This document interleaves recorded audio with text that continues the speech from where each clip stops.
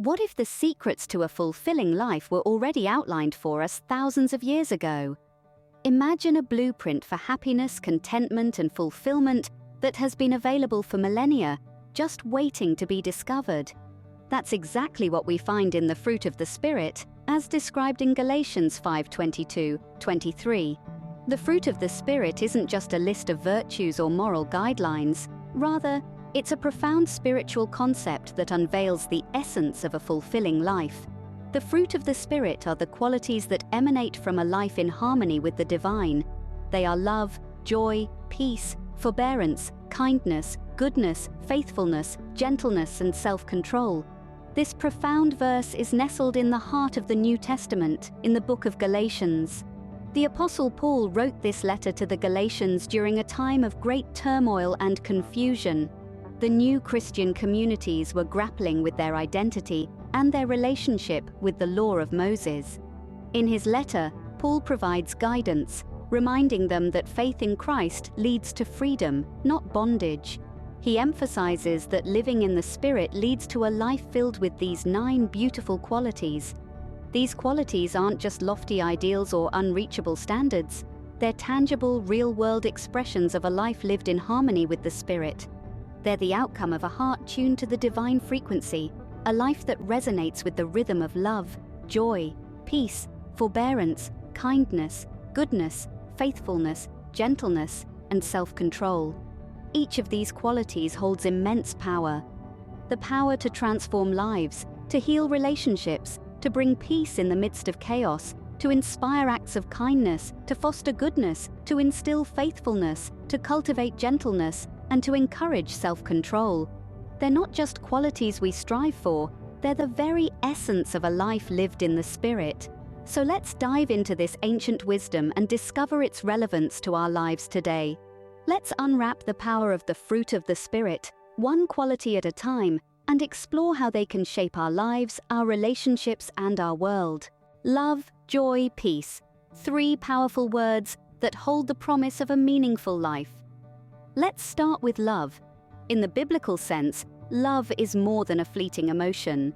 It's a deep-rooted commitment to the well-being of others, a selfless act that puts others before ourselves. Love is patient, kind, and forgiving, as described in Corinthians. It's the kind of love that can be tough at times but always seeks the best for the other person. This love isn't limited to those we know and care about, but extends to everyone, even those we might find difficult to love. It's about showing compassion and kindness to all. Next, we have joy. Now, joy in the biblical sense isn't just about being happy when things are going well. It's a deep, abiding sense of contentment that comes from knowing and trusting God, regardless of our circumstances. It's an inner light that shines brightly even in the darkest times, a light that can bring hope and comfort to others. This joy is a confident assurance in God's goodness and faithfulness, a joy that can be contagious and uplifting. And then there's peace. Peace, as described in the Bible, isn't merely the absence of conflict. It's a state of tranquility, a calmness that stems from a deep trust in God, knowing that He is in control no matter what. It's about surrendering our worries and fears to Him, resting in His presence. This peace can bring a sense of stability and calm in the midst of life's storms. These 3, love, joy, and peace, are powerful fruits of the Spirit, and they can transform our lives when we choose to embrace them. They are not just emotions that come and go with the ups and downs of life, but qualities that can be cultivated and grown. They are, in essence, choices we make every day. Love, joy, peace. They are not just feelings, but choices we make every day. Forbearance, kindness, goodness, virtues that can transform our relationships and our world. Let's delve into these 3 fruits of the Spirit, starting with forbearance. Forbearance is patience, tolerance, and endurance in the face of adversity. It's about bearing with others, even when it's challenging. This virtue enables us to navigate through life's ups and downs, and to maintain peace in our relationships. It's about standing firm, even when the winds of change are howling around us. Next, we have kindness. Kindness is a simple yet profound virtue. It's about treating others with respect, compassion and generosity. It's about seeing the humanity in others and responding with empathy. But kindness isn't only about grand gestures, it's also about the small, everyday acts of kindness that can brighten someone's day. A friendly smile, a warm greeting, a helping hand. These are all expressions of kindness that can make a world of difference. And finally, we have goodness. Goodness is about being morally upright and virtuous. It's about doing what's right, even when no one is watching. It's about integrity, honesty, and moral courage. Goodness is not just about avoiding wrongdoing. It's about actively doing good, striving to make a positive impact in the world. So why are these virtues so important? Because they foster harmonious relationships and a compassionate society. Forbearance helps us to be patient and understanding with others. Kindness allows us to treat others with respect and dignity. And goodness inspires us to live ethically and to make a positive difference in the world. These virtues are not just abstract concepts, they are actions that we can embody in our daily lives. They are choices that we can make every day. And when we choose forbearance, kindness, and goodness, we are choosing to live in a way that reflects the fruit of the Spirit. Forbearance, kindness, goodness, they are not just virtues but actions that define us. Faithfulness, gentleness, self-control, keys to personal growth and spiritual maturity. These are not just words or abstract concepts, but tangible attributes that we can cultivate in our lives. Let's delve deeper into understanding these three fruits of the Spirit. Firstly, faithfulness. It's about being reliable, dependable, and trustworthy. Being faithful means being consistent in our actions, words, and decisions. It's about showing up, even when it's tough, even when you don't feel like it. Faithfulness is about staying true to your commitments and promises. It's about being a person that others can count on. In the spiritual realm, faithfulness translates to a steadfast commitment to God, an unwavering trust in His promises. Next, we have gentleness, a quality often misunderstood and underrated. Gentleness is not weakness, but rather it's strength under control. It's about being kind, considerate, and patient in our interactions with others. It's about treating others with respect and dignity, regardless of how they treat us. In a world that often values power and aggression, gentleness stands out as a beacon of hope and love. And finally, self-control. This isn't just about resisting temptation or abstaining from harmful behaviors. It's about being in control of our thoughts, emotions, and actions. It's about making conscious decisions that align with our values and beliefs, rather than being led by our impulses or desires. Self-control is a testament to our discipline and willpower. These three qualities, faithfulness, gentleness, self-control, they all contribute significantly to our personal development and spiritual growth. They help us become better individuals, better friends, better family members. They draw us closer to the image and likeness of God. But remember, these are not just qualities that we magically possess. They are disciplines that we need to practice daily. They require effort, commitment, and sometimes a whole lot of grace. But the rewards are immeasurable. Faithfulness, gentleness, self-control, they are not just qualities but disciplines that shape our character. But how do we cultivate these fruits in our lives, you may ask? Well, let's start with the basics. To nurture the fruit of the Spirit, we need to be actively engaged in our spiritual growth. It's not just about attending church or reading the Bible, although those are important. It's about developing a personal relationship with God and allowing His Spirit to work within us. Think about love, for instance. It's not just about feeling affectionate towards others. It's about making a conscious decision to act in a loving way, even when it's difficult. It's about choosing to forgive, to be patient, to put others before ourselves. This kind of love can only come from a deep connection with God. Joy, too, is more than just happiness. It's a profound sense of contentment that comes from knowing God and trusting in His promises. It's about finding joy in the midst of trials, not because we enjoy suffering, but because we know God is with us and working for our good. And what about peace? True peace comes from trusting in God, from surrendering our worries and fears to Him. It's about resting in His presence, knowing that He is in control. The same goes for other fruits like forbearance, kindness, goodness, faithfulness, gentleness, and self-control. These are not just natural traits that we're born with. They're virtues that we need to cultivate through prayer, Bible study, service, and other spiritual practices.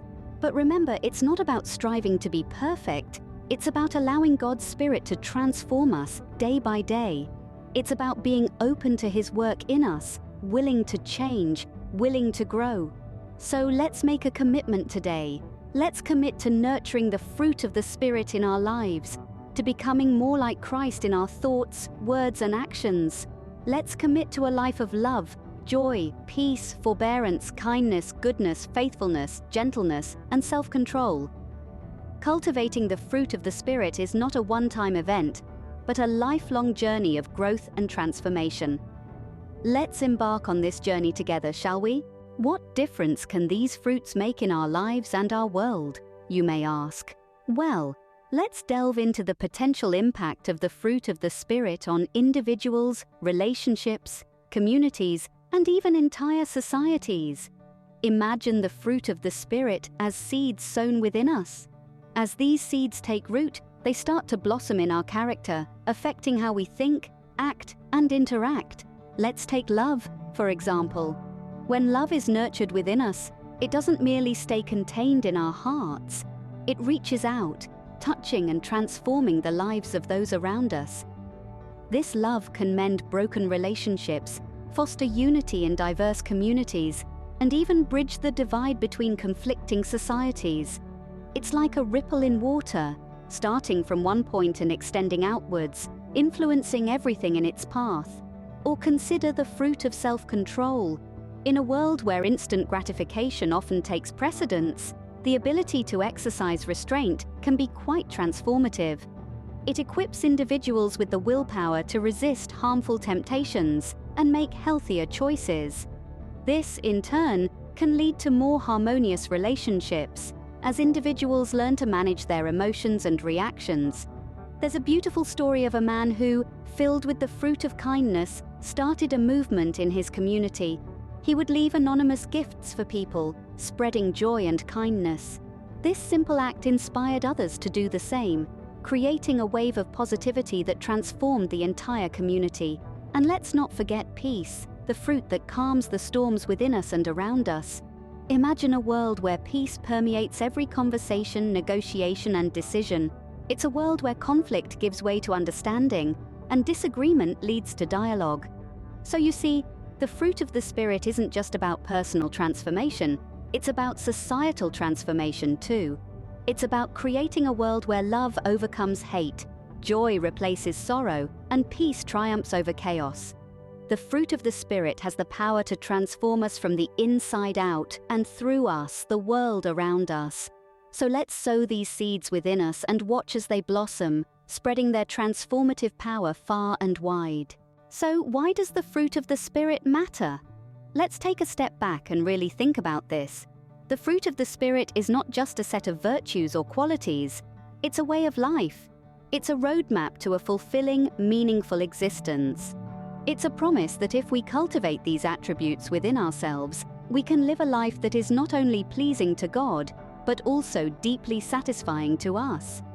When we embody love, we create relationships that are strong and enduring.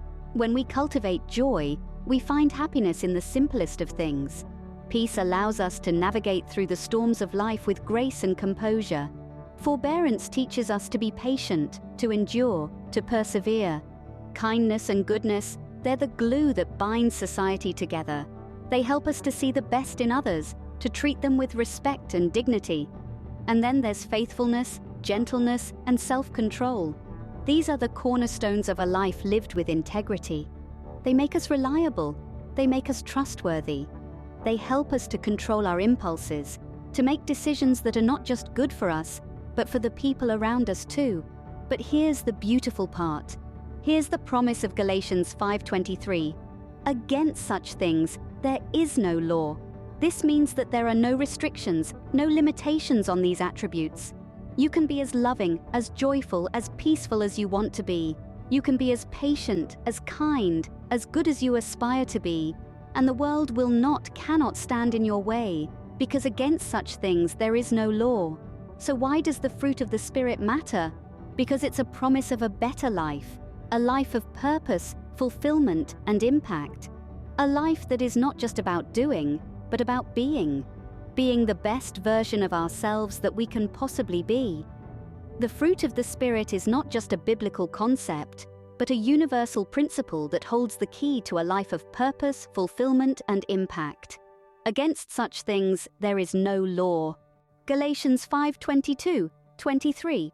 But the fruit of the Spirit is love, joy, peace, forbearance, kindness, goodness, faithfulness, gentleness, and self-control. Against such things there is no law. These words, etched in the annals of time, hold a profound truth. They are not just verses, they are a way of life, a path to a fulfilling existence. Think about them: love, joy, peace. These are not just emotions, they are states of being. They are choices we make every day. And when we choose them, we choose to live in harmony with ourselves and with the world around us. Then there's forbearance, kindness, goodness. These are actions. They are the way we respond to the world around us. They are the way we treat others, the way we treat ourselves. And finally, faithfulness, gentleness, self-control. These are qualities, attributes that define us. They are the measure of our character, the testament of our integrity. And so, as we reflect on these virtues, let us remember this: the fruit of the Spirit is not just a biblical concept, it is a universal principle, a promise of a better life, a life of purpose, fulfillment, and impact. Against such things there is no law,